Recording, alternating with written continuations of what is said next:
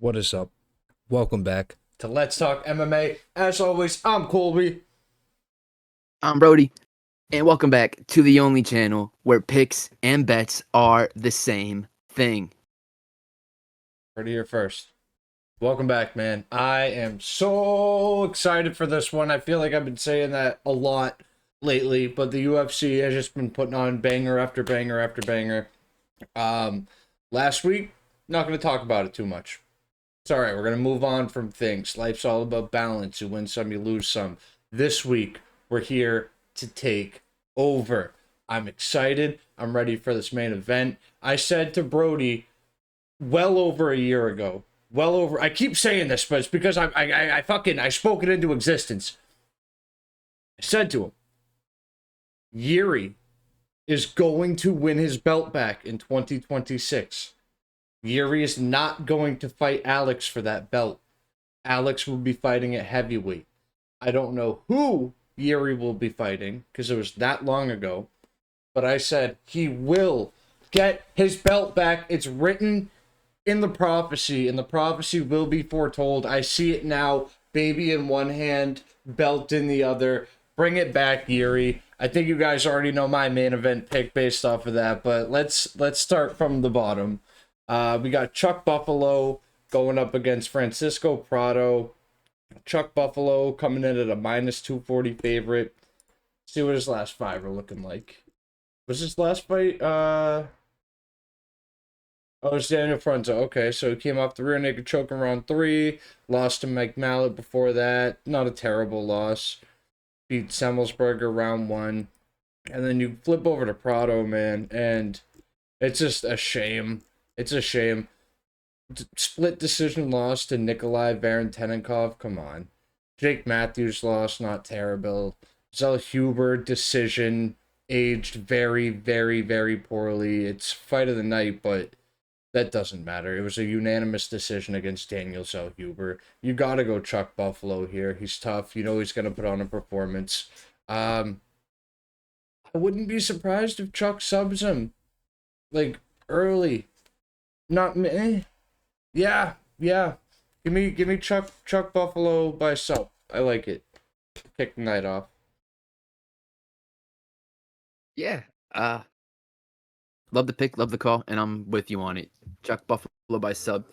He's got a grappling background. This dude's been doing grappling tournaments for a long time. His striking's becoming more. His striking just becoming more. I don't want to say. It's becoming better as of late. But in his last fight, he really engaged in his wrestling, and that's what got him the win. And I think he's gonna do the same thing here. Prado throws big looping shots. He's got a Muay Thai clinch. He does have some random takedowns, some big slams, but that 3-fight skid is terrible. Coming off a split decision loss to Nikolai Varentenikov is terrible. Prado seems like a 155er fighting at 170. Yeah, he's small. He's a little small for this weight class. He has poor defense, but I feel like his job's on the line in this fight. He's young And too, he's man. gonna He's lose only his job. 24. He's only 24. He should be fighting smarter. There's no reason for him to be fighting at 170 when he absolutely could be making 155. At 23, you can cut that weight. Radke himself isn't the biggest in this weight class, so he's gonna look even bigger in this fight when Yeah. he usually looks small. I don't see Radke Like fading this fight. imagine Seems Prado taking next back to like to Kevin him. Holland. Yeah, it's dude. Prado be Or like next to Ian Gary. Right there, We're still early in 170. this. I don't say what Or I is think he it'd be. middleweight? No, he's middleweight. No, that's 170. Yeah, okay. Yeah, come on now. Yeah, no, but give me Chuck Buff. Give me the submission. I like the call. Yep. All right, moving up. What are you thinking for this one, Brodie? Kelvin Gastelum going up against Vicente Here we Luque. go. Let me say, too, Kelvin Kelvin Gastelum. Gastelum, a lot of people say that he's not super reliable. He's not super reliable leading up to the scale, but I will say he will fight for your money once he's in that cage. He fights. He might not make weight, but he will fight. All right, Kelvin Gastelum. 20-10 in his career, 3-2 in his last 5, 14-10 in the UFC. He's got 5 KO wins in his career. He's never been knocked out. This man usually losing by decision or submission, and Luque's got some great subs. Luque has 9 submission wins. He's 23-12 and 1 in his career, 2-3 in his last 5, 16-8 in the UFC. Coming off a decision loss to Joel Alvarez, where I think Alvarez felt bad for him. Like, I think Luque was hurt. He was having doubts. He was pulling guard late Yeah, in I the fight. remember that.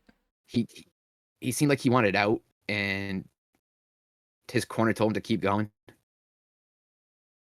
That I don't like it.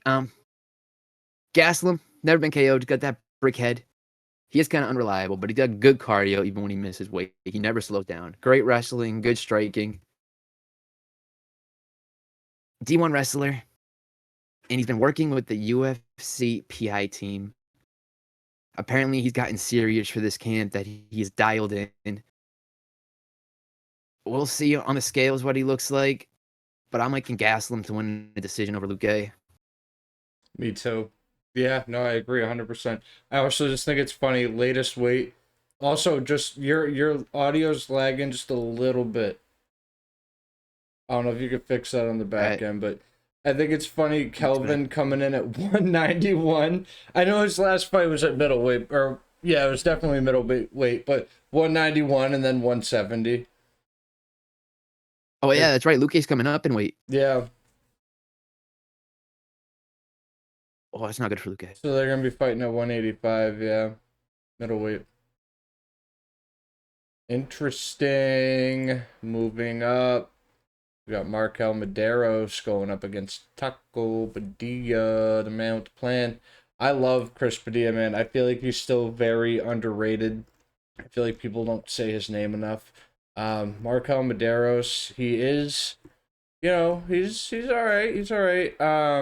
I don't like a split decision with Austin Hubbard. I don't like that Hubbard was controlling him for a bit on the ground and able to take him down. Mark Choinsky. Honestly, who's Mark Choinsky? Like, come on, let's see. Yeah, come on, man. Fighting Anthony Pettis FC. Chris Padilla, he shows up with a plan every time and he sticks to it. He's very, very smart and he's talented. He's got good hands. He's got good wrestling, good takedown defense. He's got good whatever he needs to have for that fight. He does his homework. He pays attention. He finds holes and he finds strengths in the fights. And I think he's going to have no problem controlling this fight wherever he wants to bring it. Give me the Chris. I could see him finishing him. I want to say decision. 11-1, but it's like it's inflated. That's the thing. Markel Medeiros isn't really that impressive. Daddy Koff would have knocked him out. I know. Does Padilla knock him out? Wrong Zhu. He's fought way better. Give me the fucking taco KO. Give me the taco KO. There we go. Fought way better competition. Way better competition. Get Markel Medeiros the hell out of here. 100% agree. Yeah. 100% so smart. He's so respect his name. Start putting some respect on his name. Look at this. Let me pull that up again. Look at this. Ismail Bonfim, round 2. Jai Herbert, split decision. Rong Zhu, doctor stoppage. James Lontop, round 1, rear naked choke. Like, come on, man. That was before the UFC, but come on, man. He's good. All his fights in the UFC have been by finish, huh? I don't know, just that decision. Yeah. Yeah, no, Taco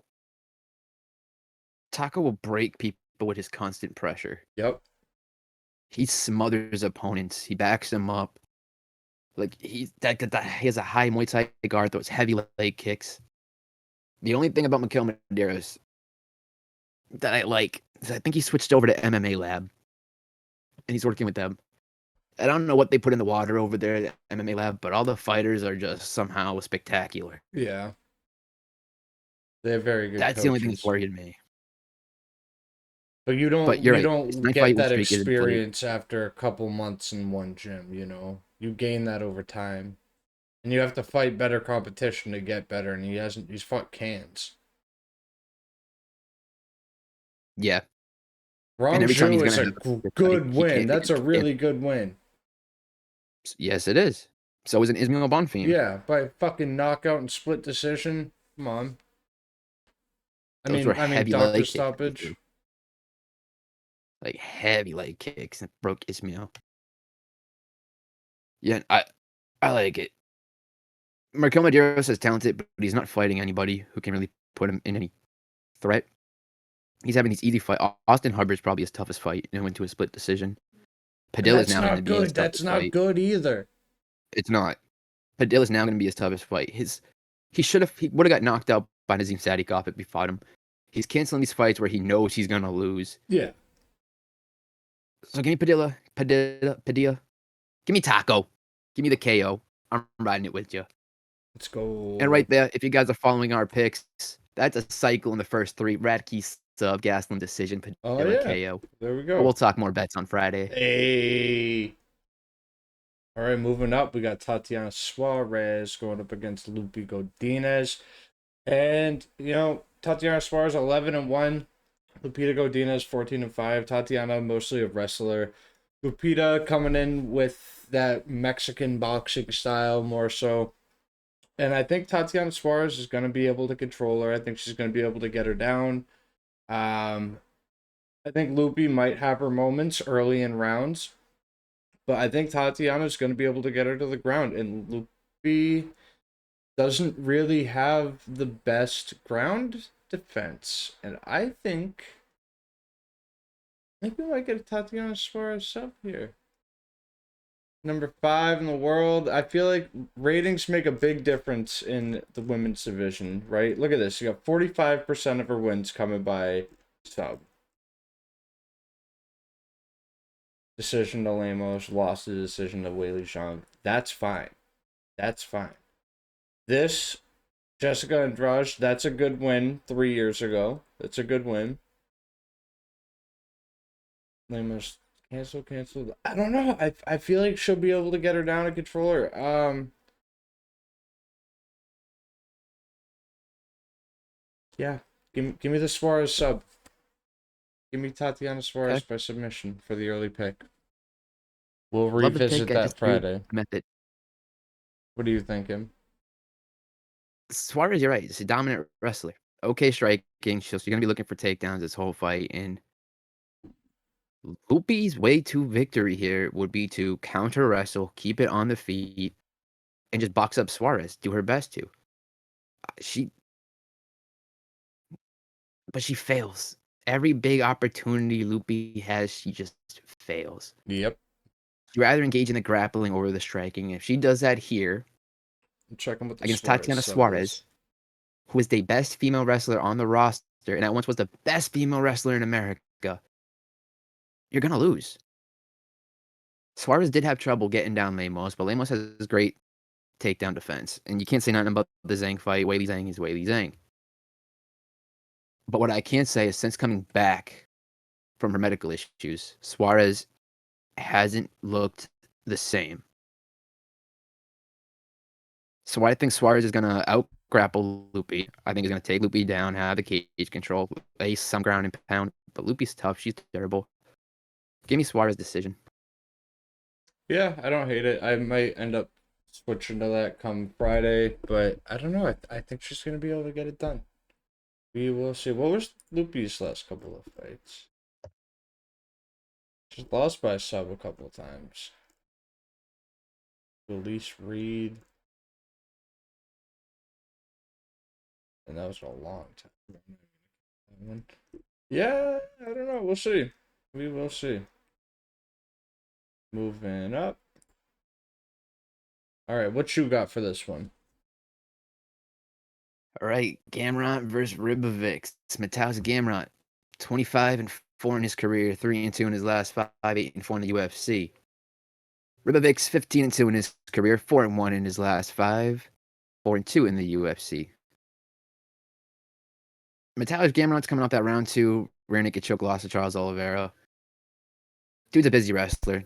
Decent striker, got no power. Can be technical if he wants to be, but his chin's gone. It's not there. He's been dropped in 6 of his UFC fights. He's always shooting takedowns because he can't hang in any striking aspect of basically any fight usually. Ribovics is an impressive striker.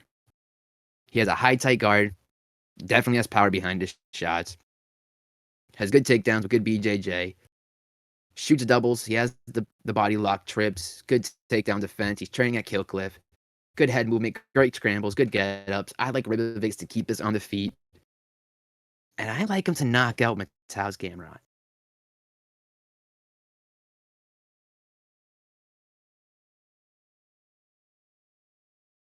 I was thinking the same exact thing. I think Mateusz isn't going to be able to get him down. And if he is, I think that Ribovics is going to be able to get right back up. I think Mateusz is just a little too worn. I think Ribovics is a little too hungry. And I don't know, Gamrot. I know it was against Charles Oliveira, but he just didn't even look good at all at any point in that fight to me whatsoever, not for a second. I think Ribovics is going to look good every second of every minute throughout this entire fight, no matter how long it goes. So give me... What was Ribovics' last couple? I'm taking him KO regardless, but... I know he doesn't have massive one-shot knockout power. You know, the McKinney thing was a head kick. Shin to chin. Still gotta rate it. You got McKinney. Right. It's either McKinney gets you or you get McKinney. There's a first time for everything here. Gamrot's been dropped. Yeah. I think they were his last, 6 fights. I'm pretty sure his last 6 UFC fights, he's been dropped on all of them. His chin's slowly fading. Yeah, no, give me the Ribovics KO. It could go to decision, but I like that KO. Yeah, I like that KO. I'm riding the KO for now. Moving up, we got Mr. 4570 going up against Randy Rude Boy Brown. And Kevin Holland shows up at 170. This ain't no undersized 185 Kevin Holland. Randy Brown got dropped by Nicholas Dalby. Let's look at this. Gabriel Bonfim knocked him out in the second round. He beat Nicholas Dalby, but Nicholas Dalby dropped him bad in the first round. Brian Battle isn't in the UFC anymore. You know, he is beating all right guys and losing the good guys. Kevin Holland, he's very long, very snappy. He's got good boxing. He's an underdog. He's got good grappling. And he always puts on a performance. And I think at 170, he is reliable. At 170, he's reliable. At 170, I think he's reliable. 70, which we are at. And I think Kevin Holland's going to eat the shots better. And I think he's going to get bigger reactions out of Randy Brown when he lands shots. When he lands that teep kick. When he lands the 1-2 down the pipe, I think Randy Brown's going to be backing up and kind of gasping from it a bit more. It's going to be Kevin Holland to get him out of there by KO. Kevin Holland KO. I play my trap card. KO.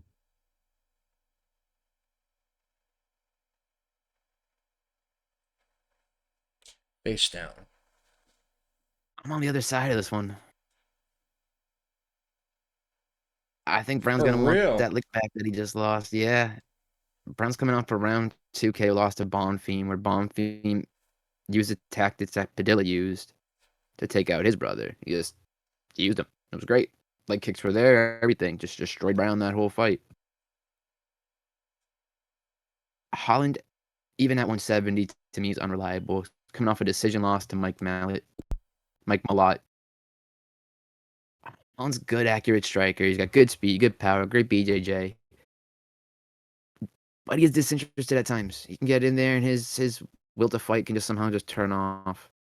He's a fun fighter. And he wins where he shouldn't.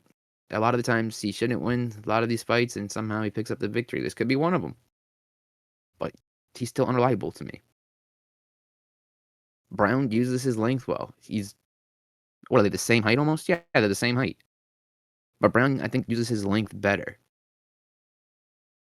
He's a primary striker. He does have takedowns and BJJ in his back pocket. He's a better wrestler, I think, than Holland.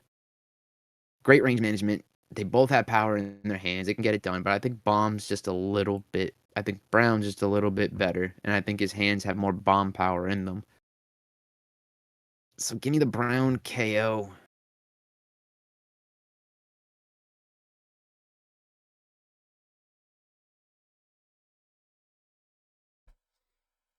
I don't think there's any way in hell that Randy Brown knocks out Kevin Holland. I would agree more so with the decision if Kevin Holland shows up sloppy and we get that kind of side of him. I don't think there's a 1 in a million chance that Randy Brown knocks him out. I'd be shocked. The payout's definitely nice. I'm sure it's definitely way more. It's probably way higher than Holland by KO. I see where you're coming from, but I don't know. I think Kevin Holland's gonna show out. I think he's gonna show the fuck out. I think he's gonna put on a performance, and I think he's gonna get Randy Brown out of there in like the first or second round. Riding Brown on this one. I think Brown's got this. We will see. Moving up, we got Patricio Pitbull going up against Aaron Pico. Fight that should have happened a long time ago in Bellator. Aaron Pico, let's start with him. He's coming off that really bad loss to I say bad loss. It was just a brutal knockout, not a bad loss because it was to Lerone Murphy. But even before he got hit with that spinning elbow, he was looking pretty good. Lerone Murphy is just really smart, and he figured out the timing of him and caught him with the perfect shot. Pico's been knocked out a couple times before in his career, but he's fast, man. He's 9 years younger, almost 10 years younger than Patricio Pitbull. Pitbull's not going to be throwing spinning elbows or anything like that at him. Pitbull's going to be kind of looking for that one big shot.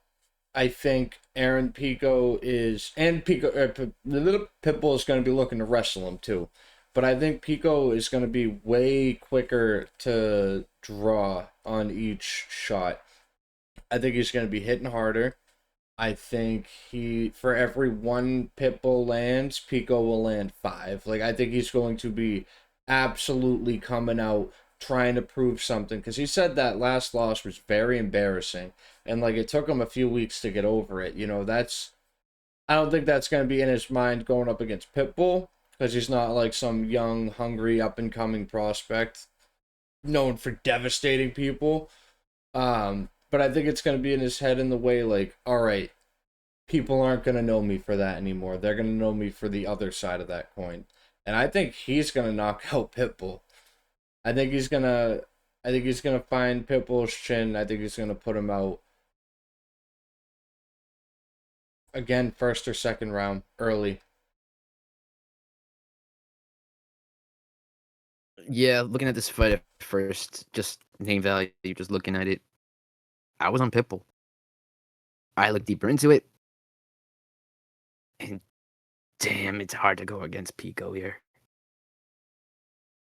Pico's a great wrestler. He's a Golden Glove boxer, real talent. He just gets a little too, I want to call it uppity at times, it seems like, and he gets knocked out for it. And Pitbull, in his prime, this dude was a multi-division Bellator champion. He moves forward. He throws big, heavy punches, but he's not who he used to be. He did take down Dan Ige 5 times, but I feel like Pitbull's only way to win this fight right now is to find that rogue overhand. And I think Pico's going to see it coming. I think Pitbull's going to be at least still durable enough, even at 40 years old. I don't think Pico's going to want to get too crazy and look for a finish. If things get like that, he'll be scared he's going to get knocked out again. So it's giving me Pico to grind his way to an easy decision here. 30-27.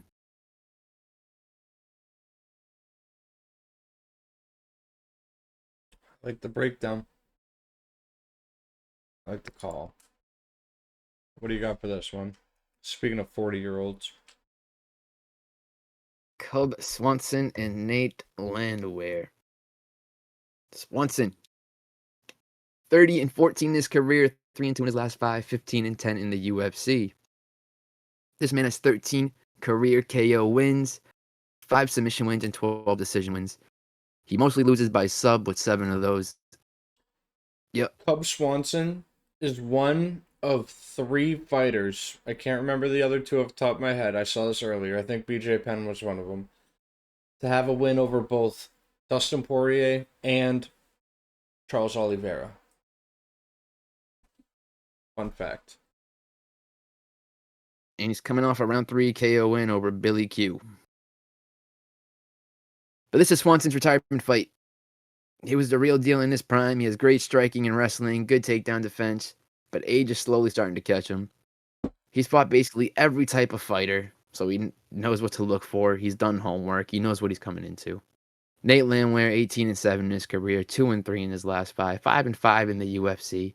This man has been knocked out 4 times. That's not good.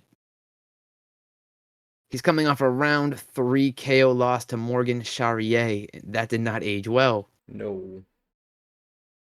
2-fight KO skid. This man comes forward. He throws crazy. He's always looking for a finish. He's tough, but the durability isn't there. He's going to need takedowns to win this fight. He trains with MMA Masters, and that is a shit gym, guys. That gym is crap. So, give me Cub Swanson decision. I like it. I agree with everything you said. Only thing I disagree with is I think Landwehr might be hittable enough to get knocked out. I really do. I think Swanson's just going to be giving his absolute all. I think come the late second, early third round, Nate's really going to be tired. I mean, this is 37, almost 38-year-old Nate Landwehr, not 30-year-old Nate Landwehr, 32-year-old Nate Landwehr. It's tough, though. Fuck it. Give me the Cub Swanson knockout to end his career. Crap. That would be nasty Fairy to go tale. out on a high like that. Moving up, we got Dominic Reyes going up against Johnny Walker. And Dominic Reyes, everyone wrote him off after his... What did he get jab KO'd by? Let me see. I can't remember off the top of my head. By Ryan Spann. Ryan Spann. Power jab. Yep. We wrote him off. Came back. A little bit of a KO streak. Lost to now title contender Carlos Ulberg in the first round. Going up against Johnny Walker, who came off of a spectacular win. Where the fuck are we? Spectacular win over I always forget the Ming Yang Zhang. Ming Yang Zhang, yeah, finishing him with it says punches, but really worked his way to victory with the leg kicks. And Yeah, I think that three. all right, so we don't have like a real picture of them side by side, but Johnny Walker's built like a Greek god. Dominic Reyes is built like a muffin. And Dominic Reyes lately in his career has like an actual problem when he looks across the octagon and sees physique like that. Johnny Walker's 6'6". It was huge. And I was talking to Brodie earlier and yesterday, and I was on Dominic Reyes, but I think Johnny Walker with his, going on in his head, nothing behind his eyes. I think he's just going to be way more willing and just opportunistic, I guess. Not afraid to get in there and just start throwing bombs. It's a 50-50 fight. It's literally just whoever lands first. They're both glass cannons, essentially. But I think Dominic Reyes is going to be very tentative, and I think that's going to cost him. And I think while he's tentative is going to be when Johnny Walker is able to find this big shot early first round KO Johnny Walker. Okay. KO. You see him knocking out Reyes. Yes. This does not go to a decision. Absolutely, this does not go to a decision. I agree. I was like, don't Johnny even tell Walker me. should knock out Reyes. It should happen early. This fight should not go to a decision. These guys' chins are gone. They are both gone. All right. Walker, I think, is having his what the hell was it? His re Resurgence. yes, thank you. Walker's having his resurgence now, and Reyes is starting to fall off again. And this is where Walker picks up a big win for himself. Ming Yang Zheng was a great win. No one saw that coming. Everyone wrote Walker off. They're like, we're gonna get Walker a loss so we can get him out of here, and he won. Destroyed Zhang. He went in there with a game plan. Destroyed Zhang's legs. I like Walker to get a KO. I don't know why, but I see a knee connecting with Reyes' chin. I've been thinking the same thing. Sorry, I'm snacking while you talk. No, you're good. So yeah, I like the I'm thinking KO. the same thing. I was thinking Walker of KO. flying knee. Yeah, I don't know why I feel it. This fight. Oh, what the hell? Where are we? Where do we go?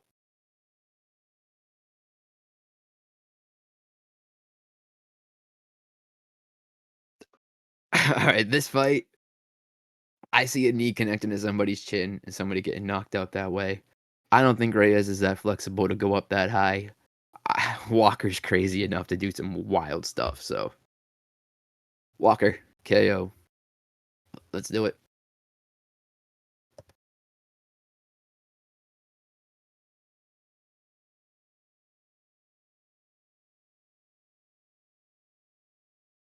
Moving up, we got Curtis Blades. Sorry. 10-hour day. I got a snack. Don't judge me. Curtis Blades and Josh Hockett. And I did notice something that I don't know if it was Kunith or one of those We Want Picks guys pointed out. Really, besides the... Well, let me pull it up just so I make sure I'm saying the right thing here.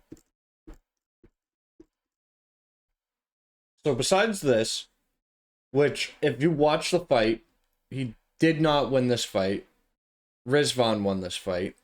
In this freak knee injury to Tom Aspinall, the only active heavyweight that Curtis Blades has beat is Volkov.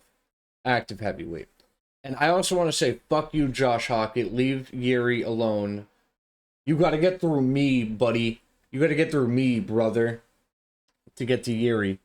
He said, I don't know. He was just talking shit, trying to get his character going. He said he wants to make a human centipede out of the heavyweight division. Something like that. He was saying, I gotta watch the videos. He was saying all this crazy shit. But, honestly, Josh Hockett, he's very explosive. He was a football player. I always feel like I'm gonna say he was a wrestler, and he wasn't. But he's very explosive. We haven't really seen him be, like, tested. He hasn't fought anybody better than him yet. And even after that first round against Freeman, he was gassed, man. He was very, very gassed. Walker was a wrestler. Okay, he was a wrestler. Okay. Yeah. He was very gassed after that first round, and I don't know how I feel about this one. Does he have knockout, like devastating knockout power in his hands? We don't know yet. He's got good wrestling. Curtis Blades has good wrestling.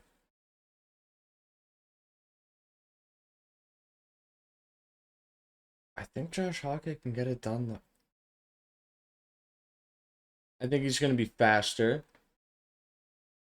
I think he's going to be initiating the exchanges. He's younger. I don't know, man.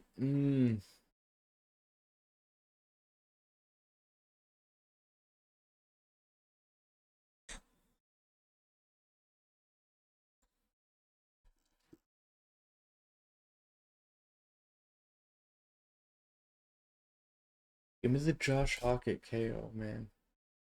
Give me the Josh Hockett KO. I think he finds his way. I think first or second round. I think he just comes to Curtis Blades. Poo crazy. I could be dead wrong. I could be dead wrong, and Blades could absolutely just nullify him. I've been very back and forth on this one. But I think Hockey will have the momentum. What do you think, Give me Brodie? Blades KO. Blades KO? Blades KO. I Blades don't is hate coming the off a call. split decision win over Rizvan Kuniev. Now, if you believe Blades, he tore his MCL the first round of that fight. Tore it. And he just kept going. But this man was taken down nine times by Almeida. And if Almeida's taking you down, I think Hockett could take you down. The thing about Hockett is after round one, we don't know what he really looks like. He wrestled his ass off against Denzel Freeman and was out of gas at the end of that round. If Freeman didn't squat down, that fight keeps going, who knows what would have happened. We really haven't seen Hockett's recovery. We don't know what he's like. Blades is a top 5 guy. You're telling me Hockett's going to come in, beat 2 cans, and then get handed a top 5 dude? Again, how is Denzel Freeman even ranked? We'll get on to that some other time, but we got to figure that out. I don't see it. I think Blades beats Hockett here. I think he knocks him out. I think Hockett's it's gonna have a reset I and think Hockett maybe ground and go pound down to light KO. heavyweight. I think Hockett should go to light heavyweight. He can make it, and I think going against Blades is too I don't think he soon. should go to light heavyweight. He'd have to cut a I think lot he of should. weight. Not really. He'd have to cut 30 pounds. He can do it. It's a lot of fat on him. It's harder to cut weight with fat on you, though. Because you can't cut fat faster than you can dehydrate muscle. Then he'd be fighting like Yuri and shit. Like Khalil Roundtree would murder Josh Hockett. I don't think he stands a chance against Blades. I don't think he stands a chance against Cyril Gahn. No, me neither. But I think I don't know why they're setting him to the I top think five that so fast. I think they should have let him he's float hit his around like ceiling. 15, 10, 8. Like they should have They bounced should have him. gave him Walker. Yeah, We should have had the double brothers fight on this card. right? But I like Blades to get it done here. I like Blades to set Hockett back. All right, we'll Curtis see. Blades, KO. Same coin, different sides. Moving up, got Azamat Murskhanov going up against Paulo Costa. Azamat, 16-0 in his professional career. Paulo Costa, 15-4. Azamat coming off of his power jab KO to Alexander Rakic, who you can't really rate that win all too high in my book. At that point in Rakic's career, this was late last year. Win to Brenton Barrow, whoop de damn do. Beat Alonzo Manyfield in the second round. You know, he's beating dudes good. Like he's knocking dudes out pretty good. But he's not knocking out dudes that are pretty good. Paulo Costa has fought and beat Roman Kopylov. He lost to Sean Strickland, Robert Whitaker. He's fought Luke Rockhold. He's fought Marvin Vittori. He's fought Israel Adesanya, like the best of the best. He went to war with Yoel Romero. And in his last fight against Roman, people were acting like Roman was some like deity. And Paulo Costa went out there and he threw body kicks and he put on a performance. He throws body kicks like a horse. He throws them like a dude who is that big you wouldn't expect him to. I guess he's not moving up to light heavyweight either. He's just taking this fight to stay active, I'm hearing. I think he's going to do the same thing here, though. I think he's going to be ripping body kicks early. I think it's going to be slowing Azamat down. Azamat's going to be looking for that one gigantic, big overhand moment like he finds in his other victories. Paulo Costa's tough. He's never been chinny. And any I don't even know any like KO loss he has is a TKO. He's never been knocked out cold. Yeah, they're TKO. I could be wrong about that. I don't think he's been knocked out like cold. He's lost by like TKO. I don't think Azamat TKOs him. I think Paulo slows him down enough to find his way to a decision victory. Slight underdog plus 150. I think he finds the victory. Azamat does not knock him out, and he's definitely not knocking him out after Paulo moves up weight and he's cutting 20 less pounds.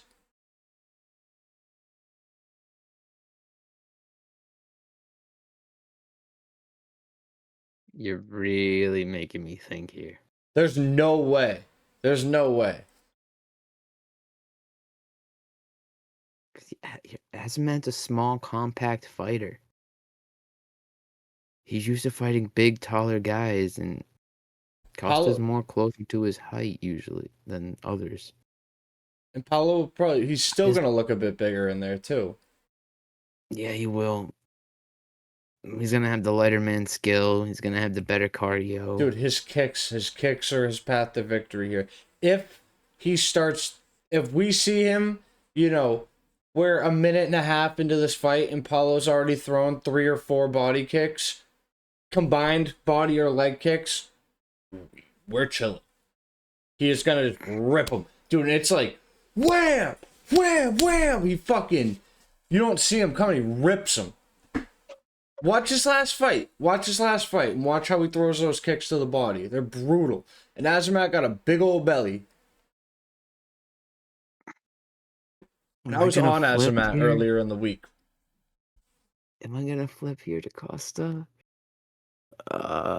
Holocaust has been around. He's fought way better competition. You might have lost to him, right? Sean Strickland, Robert Whittaker in his prime, Israel Adesanya, Marvin Vittori, but they were wicked good fights. Yoel Romero, crazy fight. Luke Rockhold, crazy fight. And these are all like top of the food chain guys. Azamat's beaten Rakic in late 2025, who is essentially Dominic Reyes or Johnny Walker. Brenton Ibero, whoop-de-goddamn do. Alonzo Menafield. Dustin Jacoby, fight night. That's a good win at this point. Like, it's aging well. But that was also, Dustin Jacoby wasn't in his later win streak that he's on now either during this.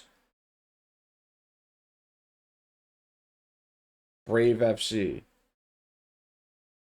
Like, his path to victory is knockout, and I don't think he finds a knockout on Paulo Costa. I think Paulo Costa's kicks are going to slow him down early.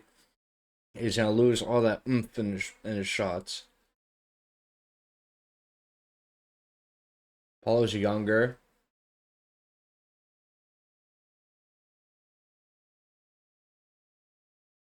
You might be muted. Paulo Oh, no, Costa. you're not.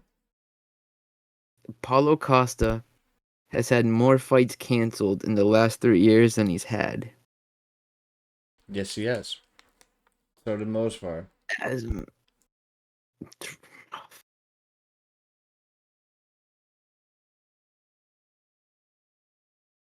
You know what? You're making good points here.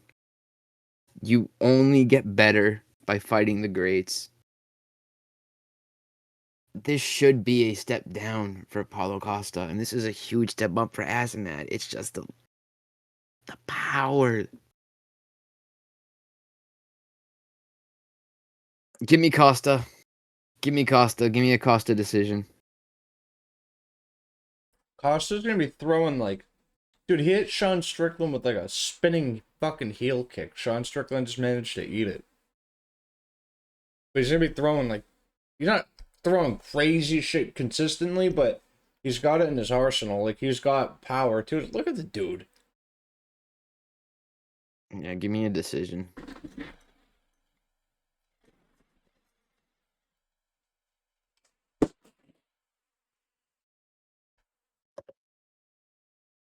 gonna cut my whole desk in half. Are you ready?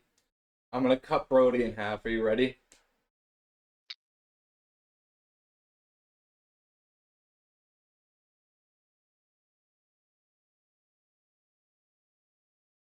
I think we know who you're picking. Guys, if it wasn't obvious, Yuri Prohaska. KO, baby. Let's go for that.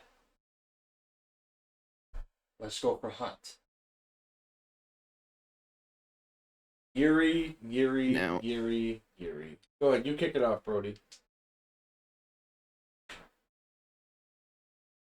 Everything about this screams Yuri wins. Except for 10 minutes. In my eyes, at least. The first 2 rounds of this fight, Olberg's live. But the only person as of late to KO Yuri has been the great Shama. Ever.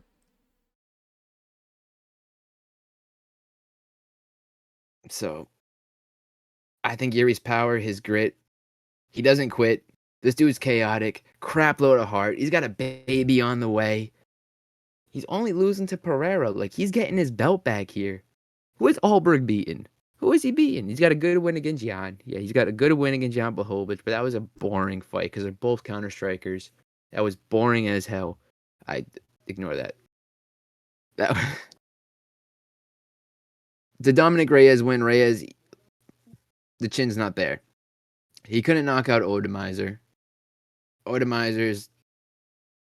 He's kill or be killed, if I remember it right. Couldn't knock him out. Alonzo Menafields, he caught him in round 1. To me, that seems lucky. I feel like that would go later if they fought again. Yeah. And then some Duwon Chung, who? Duwon Chung? Which one is that? Igor Pateria. Dude, I think the last 3, 4, 5 of these guys aren't even in the UFC anymore. Yeah. So it's like, Yuri's beaten and fought a lot of good people. He's beaten former champs. He's fought former dude's champion. He was champion. Herrera, this is his belt. Glover. Fucking everybody, man. Jamal Hill. Knocked him out. Khalil Roundtree. Knocked him out. Knocked him out. Yo, let's just look through here. Ready? You ready? Well, let's just go through this. Ready? Every Yuri fight has ended inside knocked him out. Jamal Hill. Yep. Knocked him out. Rakic. Yep. Knocked him out. Glover. Subbed him. Dominic Reyes. Knocked him out. Ozdemir. Knocked him out. Holloway knocked him out. He fucking knocked him out. He knocked everybody out always. Yuri. Oh my Yuri's God. only 2 losses. Yuri. Pereira in the UFC. Baby. Yuri's going to get it done by the fucking... He's going to jump 1.5 feet in the air, 2.5 feet in the air, and he's going to land on Olberg's head with 2 elbows, and then he's going to do a scorpion kick and kick Olberg in the back of the head and win by fucking TKO DQ. He will do whatever he wants. He will win this fight. Olberg is too technical. You can't fight too technical against Yuri.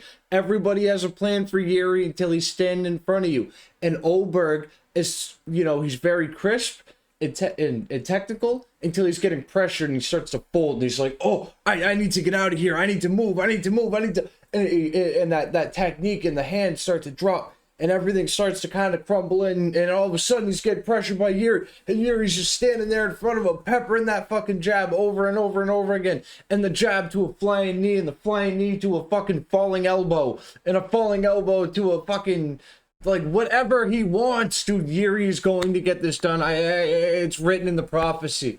It's written in the prophecy. It's written in the stars. Baby in one hand, belt in the other. Yuri KO. Yuri KO. It will be done. Let's not forget, this is also Olberg's first 5-round fight. And this is Yuri's, like, 3rd title fight. 4th title fight. 4th title fight. Come on now. Come on now. To have your first 5-rounder be a title fight, it's kind of crazy. Yuri round 4. Yuri round 4 KO. Yeah. Yuri We won't don't know catch what you Oldberg looks early. like late. Yuri won't catch you early, but he'll drown you. He'll bring you to the deep end. He'll see how deep you'll go. Oh, that's as far as you can go? I can Yuri. go twice as far. I can go twice as far as that. Yuri. Yuri. Yuri KO. Yes, sir. Round 3, 4, 5. Yes, sir. Yuri, second half of the fight, getting it done by Vicious. KO. Olberg said you can't hunt when you can't kill. Well, you don't got to worry about that because Yuri by Yuri's making hungry. Oldberg commit seppuku. I'm so excited for this one, man. Yuri's my favorite fighter, dude. I'm spinning. I'm so excited. I can't wait for this one. I can't wait for the Friday video to and yeah, that's the whole card, man. I am stoked for this one. I am absolutely stoked. This is going to be awesome. All the numbered events this year are going to be cool. Do not forget to like, share, comment, subscribe. Tell your mother's friends to come hang out, talk MMA. And we'll see you Friday. Thank you for spending an hour or so with us on your Wednesday night. See you Friday. Thank you so much. Mwah.